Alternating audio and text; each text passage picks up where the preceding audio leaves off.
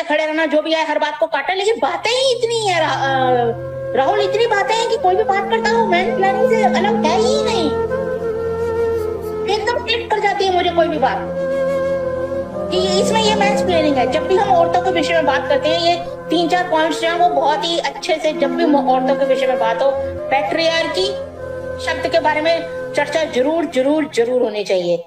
Men's planning के बारे में चर्चा बहुत जरूरी होनी चाहिए, ताकि लोगों को, लड़कों को खास तौर से पता चले कि क्या गड़बड़े उन्होंने कर रखी हैं और क्या वो अपने पैटर्न को पहचान के अनलर्न करें। विक्टिम ब्लेमिंग बिल्कुल बंद करनी होगी कि औरतों को क्रांति करनी होगी, औरतें फलाना करेंगी तो ये हो जाएगा, तो फलाना करेंगी तो वो हो जाएगा। जब तक आदमी अब्यूजर की पोजीशन से हटेगा नहीं, विक्टिम औरतों की दुर्गति नहीं सुधरने वाली। क्योंकि एक जनरेशन मेरे जैसे, मैं लेट 40s में जागरूक हुई और स्टैंड लेने लायक हुई, और यहाँ ये कहो कि मैं डाइवोर्स हुई और मुझे ससुरालियों का प्रेशर नहीं है, तो मैं इतनी खुल के बोल सकती हूँ। कितनी मर्जी जागरूक औरत हो और अगर वो शादी में है तो वो मेरे जितनी बोल्ड नहीं बोल सकती, मेरे मीन सिंगल लेडीज की तरह उतना बोल्ड नहीं बोल सकती, इतने प्रेशर्स हैं उसके ऊपर। जबकि वो सही बात बोल रही है फिर भी नहीं बोल सकती, बोलने नहीं दी जाएगी। जब मैं इतनी सारी बातें देखती हूँ तो मैं इसीलिए भी ज्यादा बोल्डली अपना स्टेप रखती हूँ कि मुझे ऐसा लगता है कि मैं रिप्रेजेंटेटिव हूँ, मुझे सबकी बात रखनी है। बहुत सारी औरतें अपनी बातें नहीं कह पा रही हैं। मेरे इनबॉक्स में इतने केसेस हैं, सारे के सारे ससुराली और बाप के वाले। अभी उनको ये सारे ससुराली और बाप के वाले हैं, अभी प्रोफेशनल लाइफ में जॉब वाले तो केस ही नहीं है। वहां जो अलग ऑफिस में शोषण होता है उसकी एक अलग कहानी है। तो ये जो छोटी छोटी बातें हैं, जब लड़कियां ये कहती हैं, अभी भी जो ये चंडीगढ़ वाला केस भी आ रहा है उसमें भी ये सब लोगों ने ये बोलना शुरू कर दिया कि औरतें ही औरतों की दुश्मन होती हैं, औरतें ही औरतों की दुश्मन होती हैं। भैया ऑन रिकॉर्ड एनआरसीबी के डाटा के हिसाब से 98% क्राइम जो है वो आदमियों के द्वारा किए जाते हैं, आदमियों के द्वारा आदमियों के खिलाफ किया जाते हैं। Only 2% crimes are committed by the females, और उसमें भी वो क्राइम्स जो वो औरतों के खिलाफ नहीं होते, उसका तो और अलग से स्पेक्ट्रम है, रिसर्च का विषय है।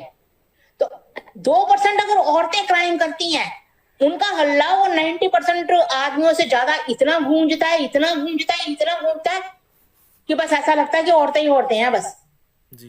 अरे वो ह्यूमन है, उनको राइट है गलत होने का, उनको राइट दिया जाए गलत होने, उनको गर्व का राइट ही नहीं दिया जाए, उनको गलत होने का हक मिले। वो गलती करे तो उनको सजा मिले जो मिलती है, लेकिन उनको पहले गलती करने का हक दिया जाए।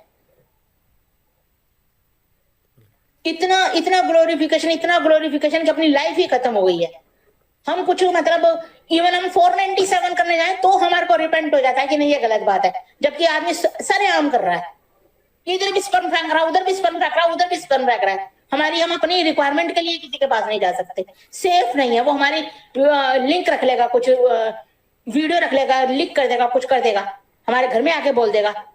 अभी इसी वाले केस में जो लड़कियों ने सुसाइड किया, उनका कसूर क्या था? वो उन्होंने थोड़ी ना कुछ भी क्राइम किया, वो तो उस लड़की या उस लड़के ने किया जिसने उसकी वीडियोग्राफी की, लेकिन मर गई वो लड़की। मेरे अपने बेटे के फोन में कितने सारे पॉर्न पड़े होते हैं, उसके अपने भी पड़े होते हैं, अलग से उनका फोल्डर है। वो तो नहीं सुसाइड करते, बल्कि वो तो बड़े चिटकारे लेके अपने दोस्तों में बातें करते हैं, ऐसे ही है वैसे। उसके अपना कॉलेज लॉबी का अलग व्हाट्सएप ग्रुप है जिसमें पूरे फुल टू पॉर्न होते हैं। उसके गुरुकुल वाला अपना व्हाट्सएप ग्रुप है, उसमें फुल टू पॉर्न होते हैं। उसकी दूसरी अपनी सोशल लॉबी वाला अपना व्हाट्सएप ग्रुप है, उसमें फुल टू पॉर्न होते हैं, सब एक दूसरे के भी। बिल्कुल वो तो नहीं मरते, वो एंजॉय करते हैं। मेरे अपने मतलब मैं तो इतनी, मेरी अगर कोई वॉल भी घूम ले तो उसे पता चलता है कि इसके इनबॉक्स में गड़बड़ करने से ये स्क्रीनशॉट लगा देगी, तो भी मेरे इनबॉक्स में जो लिंगम फेंक जाते हैं। बोलो, मैं बात करना पसंद नहीं करती, लिंगम फेंक जाएंगे, क्या ये लॉजिकल है? एक नहीं, जब तक मतलब ब्लॉक करने की नौबत तक वो उतने उसमें एक्सप्लॉयटेशन होता है। मैं ब्लॉक तो कर दूंगी, नो प्रॉब्लम, लेकिन ये एग्जॉस्ट करती हैं बातें। और जो ये एक और पॉइंट मुझे ये कहना था, जो ये पति लोग जो होते हैं, पत्नियों की जो इतनी दुर्गति है, मैंने अपने आसपास कई केस देखे हैं। अभी भी मेरे इनबॉक्स में भी एक लड़की है, वो बाप लोग को अपनी बेटी को शादी करनी है तो लड़के जो है वो बड़े नहीं होने चाहिए, 10-10 साल, 1-1.5-6 महीने, 1-1.5 साल का डिफरेंस हो तो ओके है।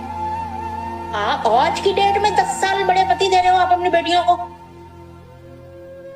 मेरे को तो इवन मेरा पति भी मुझसे 10 साल ही बड़ा था, कोई उसमें वो वाली बात नहीं। लेकिन ये कितना अपने आप में एक टॉर्चर है कि आपका पति 10 साल बड़ा है आपसे।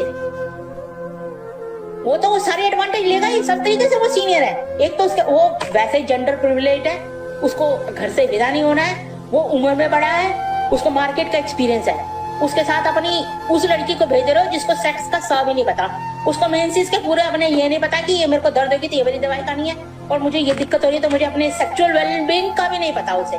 उसके साथ उससे 10 साल बड़े, 10 साल में तो लोग 10 साल बड़ी उम्र की औरत हो तो लोग उसे आंटी बोल देते हैं। तो मतलब अंकलों के साथ अपनी बेटियां ब्याह रहे हो, age difference must be very कम। देखो अगर सोल्यूशन चाहिए ना, टू द पॉइंट बात करनी पड़ेगी, गोलमोल बात नहीं होती। बिल्कुल मैम। लल्लो चप्पो नहीं चलेगी, टू द पॉइंट सोल्यूशन चाहिए। ये प्रॉब्लम है, ये सोल्यूशन है। मुझे नहीं चाहिए, मुझे कोई मेडल नहीं चाहिए, मुझे घर